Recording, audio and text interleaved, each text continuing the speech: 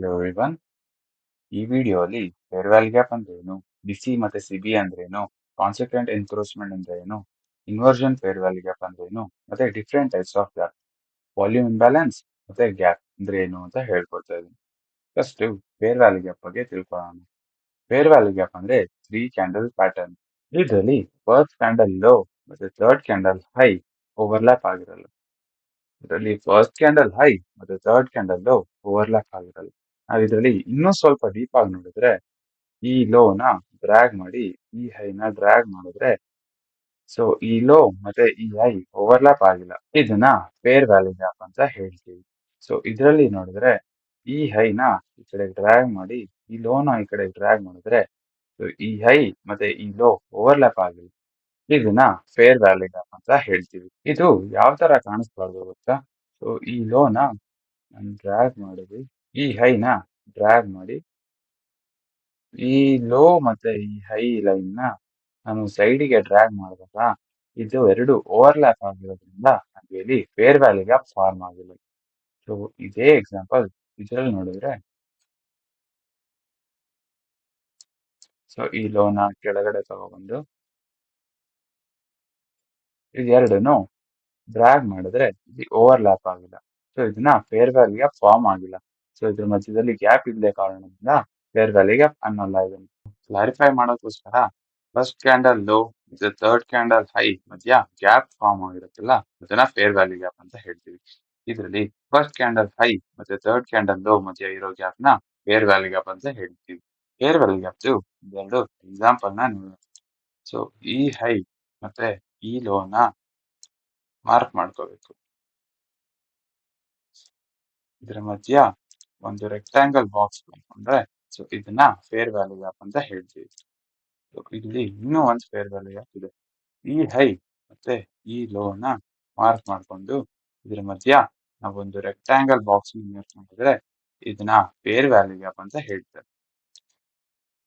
So ಇಲ್ಲಿ ಮತ್ತೆ ಇನ್ನೂ ಒಂದು ಹೈ ಮತ್ತೆ ಲೋ ಅದನ್ನ ಮಾರ್ಕ್ ಮಾಡಿದ್ರೆ ಇದರಲ್ಲಿ ರೆಕ್ಟಾಂಗಲ್ ಬಾಕ್ಸ್ ಮಾರ್ಕ್ ಮಾಡಿದ್ರೆ ಇದನ್ನ ಫೇರ್ ವ್ಯಾಲ್ಯೂ ಗ್ಯಾಪ್ ಅಂತ ಹೇಳ್ತೀವಿ.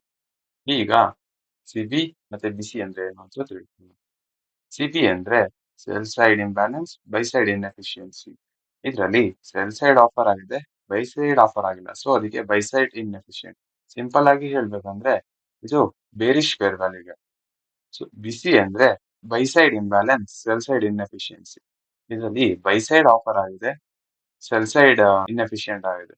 ಸೊ ಅದನ್ನ ಬುಲಿಶ್ ಫೇರ್ ವ್ಯಾಲ್ಯೂ ಗ್ಯಾಪ್ ಅಂತ ಹೇಳ್ತೀವಿ. ಈಗ ನಾವು ಬಿಸಿ ಮತ್ತೆ ಸಿಬಿಗೆ ಎಕ್ಸಾಂಪಲ್ ನೋಡಿದ್ರೆ ಇಲ್ಲಿ ನೋಡಿ, ಸೆಲ್ ಸೈಡ್ ಆಫರ್ ಆಗಿ ಬೈ ಸೈಡ್ ಇನ್ಎಫಿಷಿಯಂಟ್ ಆಗಿರೋದ್ರಿಂದ ಇದನ್ನ ಸಿಬಿ ಅಂತ ಹೇಳ್ತೀವಿ.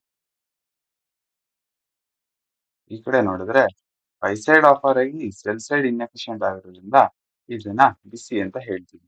So bearish fair value gap ನ ಸಿಬಿ ಅಂತ ಹೇಳ್ತೀವಿ, ಬುಲ್ಲಿಶ್ ಫೇರ್ ವ್ಯಾಲ್ಯೂ ಗ್ಯಾಪ್ ನ ಬಿಸಿ ಅಂತ ಹೇಳ್ತೀವಿ. ನಾನು ಫೇರ್ ವ್ಯಾಲ್ಯೂ ಗ್ಯಾಪ್ ಅಲ್ಲಿ 3 ಥಿಂಗ್ಸ್ ನೋಡ್ತೀನಿ.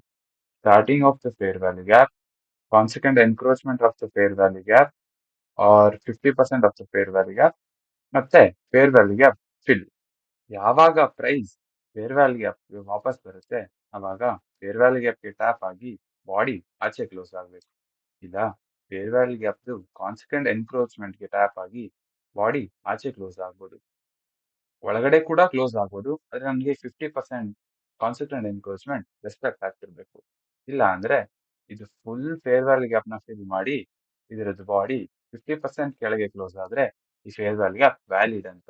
ಸೊ ನಾವು ಯಾವಾಗ ಇನ್ವ್ಯಾಲಿಡೇಟ್ ಅಂತ ಕನ್ಸಿಡರ್ ಮಾಡ್ತೀವಿ ಅಂದ್ರೆ ಯಾವಾಗ ಬಾಡಿ 50% ಇಂದ ಮೇಲೆ ಕ್ಲೋಸ್ ಆಗುತ್ತೆ ಅವಾಗ ಫೇರ್ ವ್ಯಾಲ್ಯೂ ಗ್ಯಾಪ್ ಡಿಸ್ರೆಸ್ಪೆಕ್ಟ್ ಆಗೋ ಚಾನ್ಸಸ್ ಜಾಸ್ತಿ ಇರುತ್ತೆ. ನಾವು ಎಕ್ಸಾಂಪಲ್ ನೋಡಿದ್ರೆ ಇಲ್ಲಿ ನೋಡಿ, ಒಂದು ಬಿಸಿ ಇದೆ. ಈ ಬಿಸಿ ಇದು ಕಾನ್ಸಿಕ್ವೆಂಟ್ ಎನ್ಕ್ರೋಚ್ಮೆಂಟ್ಗೆ ಇದು ರೆಸ್ಪೆಕ್ಟ್ ಆಗ್ತದೆ. ಸೊ ಅದಕ್ಕೆ price fair value gap respect ಆಗಿ ಮೇಲೆ ಹೋಗಿದೆ. ನೋಡಿ, ಈ ಸಿಬಿಗೆ ಪ್ರೈಸ್ ಬಂದು ಕಾನ್ಸಿಕ್ವೆಂಟ್ ಎನ್ಕ್ರೋಚ್ಮೆಂಟ್ ಅಥವಾ ಸೊ ಅದಕ್ಕೆ ಫೇರ್ ವ್ಯಾಲ್ಯೂ ಗ್ಯಾಪ್ ರೆಸ್ಪೆಕ್ಟ್ ಆಗ್ತಿದೆ. ಇಲ್ಲಿ ನೋಡಿ, ಈ ಬಿಸಿಗೆ 50% ಕಾನ್ಸಿಕ್ವೆಂಟ್ ಎನ್ಕ್ರೋಚ್ಮೆಂಟ್ಗೆ ರೆಸ್ಪೆಕ್ಟ್ ಆಗ್ತಿಲ್ಲ. ಸೊ ಅದರಿಂದ ಈ ಫೇರ್ ವ್ಯಾಲ್ಯೂ ಗ್ಯಾಪ್ ಡಿಸ್ರೆಸ್ಪೆಕ್ಟ್ ಆಗಿದೆ. ಈಗ ನಾವು ಫೇರ್ ವ್ಯಾಲ್ಯೂ ಗ್ಯಾಪ್ ಇನ್ವರ್ಷನ್ ಅಂತ ಏನು ಅಂತ ತಿಳ್ಕೊಳ್ಳೋಣ. ಈಗ ಈ ಫೇರ್ ವ್ಯಾಲ್ಯೂ ಗ್ಯಾಪ್ ಫೇಲ್ ಆಯ್ತು. ಫೇಲ್ ಆಗಿ ಈ ತರ ಫೇರ್ ವ್ಯಾಲ್ಯೂ ಗ್ಯಾಪ್ ಮೇಲೆ ಪ್ರೈಸ್ ಕ್ಲೋಸ್ ಆದಾಗ ಇದನ್ನ ಸಪೋರ್ಟ್ ಆಗಿ ತಗೊಂಡು ಪ್ರೈಸ್ ಮೇಲೆ ಹೋಗುತ್ತೆ. ಇದನ್ನ ರೆಸಿಸ್ಟೆನ್ಸ್ ಆಗಿ ತಗೊಂಡು ಪ್ರೈಸ್ ಕೆಳಗೆ ಹೋಗುತ್ತೆ. ಈ ಫೇರ್ ವ್ಯಾಲ್ಯೂಗೆ ಫೇಲ್ ಆದಾಗ ಇದು ನೆಕ್ಸ್ಟ್ ಕ್ಯಾಂಡಲ್ ಇಲ್ಲಿ ಬಂದು ಟ್ಯಾಪ್ ಆಗಿ ಮೇಲೆ ಹೋಗುತ್ತೆ. ಈ ಫೇರ್ ವ್ಯಾಲ್ಯೂ ಫೇಲ್ ಆದಾಗ ಪ್ರೈಸ್ ಇಲ್ಲಿ ಬಂದು ವಾಪಸ್ ಮೇಲೆ ಹೋಗುತ್ತೆ. ಸೊ ಇದನ್ನ ಇನ್ವರ್ಷನ್ ಫೇರ್ ವ್ಯಾಲ್ಯೂ ಗ್ಯಾಪ್ ಅಂತ ಹೇಳ್ತೀವಿ. ಬನ್ನಿ ನಾವೀಗ fair value of inversion example ನೋಡೋಣ. ನೋಡಿ ಇಲ್ಲಿ ಒಂದು ಬಿಸಿ ಇದೆ. ಬುಲಿಶ್ ಫೇರ್ ವ್ಯಾಲ್ಯೂ ಗ್ಯಾಪ್ ಇತ್ತು. ಸೊ ಆದ್ರೆ ಆ ಬುಲಿಶ್ ಫೇರ್ ವ್ಯಾಲ್ಯೂ ಗ್ಯಾಪ್ ಏನಾಯ್ತು, ಡಿಸ್ರೆಸ್ಪೆಕ್ಟ್ ಆಯ್ತು. So bullish fair value gap 50% ಕೂಡ ರೆಸ್ಪೆಕ್ಟ್ ಆಗಿಲ್ಲ. ಸೊ ಇದು ಡಿಸ್ರೆಸ್ಪೆಕ್ಟ್ ಆಗಿರೋದ್ರಿಂದ ಇದನ್ನ ಇನ್ವರ್ಸ್ ಫೇರ್ ವ್ಯಾಲ್ಯೂ ಗ್ಯಾಪ್ ಅಂತ ಹೇಳ್ತೀವಿ. ಸೊ ಇನ್ವರ್ಸ್ ಫೇರ್ ವ್ಯಾಲ್ಯೂ ಗ್ಯಾಪ್ಗೆ ಇಲ್ಲಿ ಸಪೋರ್ಟ್ ತಗೊಂಡು ವಾಪಸ್ ಬಿದ್ದಿದೆ. ಸೊ ಇದನ್ನೇ ಇಲ್ಲಿ ಡ್ರ್ಯಾಗ್ ಮಾಡಿದ್ರೆ ಇಲ್ಲಿ ಮತ್ತೆ ಇದನ್ನ ಸಪೋರ್ಟ್ ತಗೊಂಡು ಬೀಳ್ತಾ ಇದೆ. ಇಲ್ಲಿ ಒಂದು ಸಿಬಿ ಇದೆ. ಸೊ ಈ ಸಿಬಿ ಡಿಸ್ರೆಸ್ಪೆಕ್ಟ್ ಆಗಿದೆ. ಸೊ ಇದನ್ನ ಇಲ್ಲಿ ಡ್ರ್ಯಾಗ್ ಮಾಡಿದ್ರೆ ನೋಡಿ ಇದಕ್ಕೆ ರೆಸ್ಪೆಕ್ಟ್ ಆಗಿಲ್ಲ. ಸೊ ಇದು ಡಿಸ್ರೆಸ್ಪೆಕ್ಟ್ ಆಗಿರೋದ್ರಿಂದ ಇದನ್ನ ಇನ್ವರ್ಸ್ ಫೇರ್ ವ್ಯಾಲ್ಯೂ ಗ್ಯಾಪ್ ಅಂತ ಹೇಳ್ತೀವಿ. ಸೊ ಇಲ್ಲಿ ನೋಡಿ ಅದಕ್ಕೆ ಸಪೋರ್ಟ್ ತಗೊಂಡು ಮೇಲೆ ಹೋಗ್ತಿದೆ. ಸೊ ಇಲ್ಲಿ ಮತ್ತೆ ಅದಕ್ಕೆ ಸಪೋರ್ಟ್ ತಗೋತಿದೆ. ಇಲ್ಲಿ ನೋಡಿ ಒಂದು ಫೇರ್ ವ್ಯಾಲ್ಯೂ ಗ್ಯಾಪ್ ಇದೆ. So fair value gap disrespect ಆಗಿದೆ. ಸೊ ಅದಕ್ಕೆ ರೆಸ್ಪೆಕ್ಟ್ ಆಗಿದೆ. ಸೊ ಅದಕ್ಕೊಂದು ಇನ್ವರ್ಸ್ ಫೇರ್ ವ್ಯಾಲ್ಯೂ ಗ್ಯಾಪ್ ಆಗಿದೆ. ಸೊ ಇಲ್ಲಿ ನೋಡಿ ಫೇರ್ ವ್ಯಾಲ್ಯೂ ಗ್ಯಾಪ್ ಡಿಸ್ರೆಸ್ಪೆಕ್ಟ್ ಆಯ್ತು ನಂಗೆ ಪ್ರೈಸ್ ಟ್ಯಾಪ್ ಆಗಿ ಮತ್ತೆ ಇನ್ನೊಂದ್ಸರಿ ಟ್ಯಾಪ್ ಆಗಿ ಮೇಲೆ ಹೋಗಿದೆ. ಇಲ್ಲಿ ನೋಡಿ ಒಂದು bullish fair value gap disrespect ಆಗಿದೆ. ಇದು ಡಿಸ್ರೆಸ್ಪೆಕ್ಟ್ ಆಗಿರೋದ್ರಿಂದ ಇದನ್ನ ಇನ್ವರ್ಸ್ ಫೇರ್ ವ್ಯಾಲ್ಯೂ ಗ್ಯಾಪ್ ಅಂತ ಹೇಳ್ತೀವಿ. ಸೊ ಇಲ್ಲಿ ನೋಡಿ ಇದು ಸಪೋರ್ಟ್ ತಗೊಂಡು ವಾಪಸ್ ಬೀಳ್ತಾ ಇದೆ. ಸೊ ಅದು ವಾಪಸ್ ಬೀಳ್ಬೇಕಾದ್ರೆ ಇನ್ನೂ ಒಂದು ಫೇರ್ ವ್ಯಾಲ್ಯೂ ಗ್ಯಾಪ್ ನ ಡಿಸ್ರೆಸ್ಪೆಕ್ಟ್ ಮಾಡಿದೆ. ಡಿಸ್ರೆಸ್ಪೆಕ್ಟ್ ಮಾಡಿರೋ ಫೇರ್ ವ್ಯಾಲ್ಯೂ ಗ್ಯಾಪ್ ಕೂಡ ಟ್ಯಾಪ್ ಆಗಿ ವಾಪಸ್ ಬೀಳ್ತಾ ಇದೆ. ಸೊ ಈಗ ನಾನು fair value gap, volume imbalance ಮತ್ತೆ ಗ್ಯಾಪ್ ಇರೋ ಡಿಫ್ರೆನ್ಸ್ ಏನು ಅಂತ ಹೇಳ್ತಾ ಇದ್ದೀನಿ. ಫೇರ್ ವ್ಯಾಲ್ಯೂ ಗ್ಯಾಪ್ ಅಂದ್ರೆ ಏನು ಅಂತ ಹಾಗೆ ಹೇಳಿದ್ದೀನಿ. ವಾಲ್ಯೂಮ್ ಇಂಬ್ಯಾಲೆನ್ಸ್ ಅಂದ್ರೆ ಈ ಕ್ಯಾಂಡಲ್ ಕ್ಲೋಸ್ ಮತ್ತೆ ಈ ಕ್ಯಾಂಡಲ್ ಓಪನಿಂಗ್ ಮಧ್ಯ ಇರೋ ಗ್ಯಾಪ್ ನ ವಾಲ್ಯೂಮ್ ಇಂಬ್ಯಾಲೆನ್ಸ್ ಅಂತ ಹೇಳ್ತಾರೆ. ಸೊ ಗ್ಯಾಪ್ ಅಂದ್ರೆ ಇಲ್ಲಿ ಓವರ್ಲ್ಯಾಪ್ ಆಗದೆ ಗ್ಯಾಪ್ ಕ್ರಿಯೇಟ್ ಆಗಿರುತ್ತೆ. ಸೊ ಇಲ್ಲಿ ಲೋವರ್ ಟೈಮ್ ಫ್ರೇಮ್ ಅಲ್ಲಿ ಯಾವ ಟ್ರೇಡಿಂಗ್ ಕೂಡ ನಡೆದಿರಲ್ಲ. ಇದಾದ್ರೆ ಓವರ್ಲ್ಯಾಪ್ ಆಗಿ ಇದ್ರ ಮಧ್ಯದಲ್ಲಿ ಲೋವರ್ ಟೈಮ್ ಫ್ರೇಮ್ ಅಲ್ಲಿ ಟ್ರೇಡಿಂಗ್ ನಡೆದಿದೆ. ಸೊ ಈಗ ವಾಲ್ಯೂಮ್ ಇಂಬ್ಯಾಲೆನ್ಸ್ ಎಕ್ಸಾಂಪಲ್ ನೋಡೋಣ. ಸೊ ನೋಡಿ ಈ ಕ್ಯಾಂಡಲ್ ಕ್ಲೋಸ್ ಮತ್ತೆ ಈ ಕ್ಯಾಂಡಲ್ ಓಪನಿಂಗ್ ಮಧ್ಯ ಈ ಗ್ಯಾಪ್ ನ ವಾಲ್ಯೂಮ್ ಇಂಬ್ಯಾಲೆನ್ಸ್ ಅಂತ ಹೇಳ್ತಾರೆ. ಸೊ ಇಲ್ಲಿ ನೋಡಿ ಇಲ್ಲಿ ಬಂದು ಇದು ಟ್ಯಾಪ್ ಆಗಿ ಹೋಗಿದೆ. ಸೊ ಈಗ ಗ್ಯಾಪ್ ಎಕ್ಸಾಂಪಲ್ ನೋಡೋಣ. ಸೊ ಇಲ್ಲಿ ನೋಡಿ ಓವರ್ಲ್ಯಾಪ್ ಆಗದೆ ಗ್ಯಾಪ್ ಕ್ರಿಯೇಟ್ ಆಗಿದೆ. ಸೊ ಇದನ್ನ ಸಪೋರ್ಟ್ ತಗೊಂಡು ಮೇಲೆ ಹೋಗಿದೆ. ಎಲ್ಲರಿಗೂ ವಿಡಿಯೋ ಅರ್ಥ ಆಗಿದೆ ಅಂತ ಅನ್ಕೊಂಡಿದ್ದೀನಿ. ಸೊ ಯಾರಿಗಾದ್ರೂ ಡೌಟ್ಸ್ ಇದ್ರೆ ಕಮೆಂಟ್ ಸೆಕ್ಷನ್ ಅಲ್ಲಿ ಕಮೆಂಟ್ ಮಾಡಿ. ಇನ್ನೂ ಫಾರೆಕ್ಸ್ ಬಗ್ಗೆ ತಿಳ್ಕೋಬೇಕು ಅಂದ್ರೆ ಇನ್ಸ್ಟಾಗ್ರಾಮ್ದು ಮತ್ತೆ ಟೆಲಿಗ್ರಾಮ್ದು ಲಿಂಕ್ ಡಿಸ್ಕ್ರಿಪ್ಷನ್ ಅಲ್ಲಿ ಹಾಕಿರ್ತೀನಿ.